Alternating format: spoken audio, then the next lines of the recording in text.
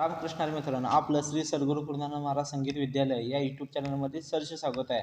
खूप दिवस झालं व्हिडिओ करणं हा माझ्याकडं झालं नाही, तरी आज क्लासच्या वेळेमध्ये एक व्हिडिओ करण्याचा मी प्रयत्न करत आहे. तर आजचा व्हिडिओ हा आपण तबल्यावर आणि डग्यावर वाजले जाणारे अक्षर म्हणजे बोल हा व्हिडिओ मी बनवत आहे.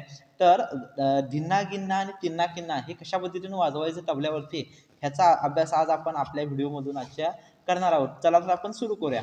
तर बघा, धिन्ना गिन्ना आणि तिन्ना किन्ना ही दोन अक्षरं जर वाजवायला चांगली आली तर आपल्याला धाती धाकेचा कायदा असेल किंवा जेवढी काय धिन्ना गिन्ना अक्षर असतील ही वाजवणं सोपं जाईल. बघा, आपण सुरू करूया.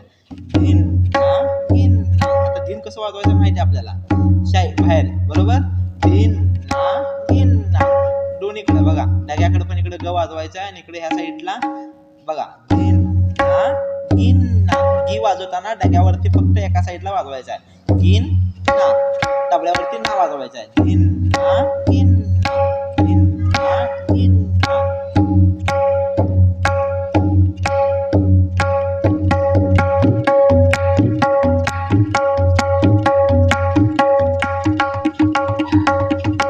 ओके, आता ह्याच्यानंतर तिन्ना किन्ना अक्षर कसं वाजवायचं हे आपण समजून घेऊया.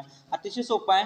तीन बघा, तिन्ना तिन्ना किन्ना. आता किन कसं वाजवायचं आहे, डग्याकडे सप्पा हात. किन्ना तिन्ना किन्ना.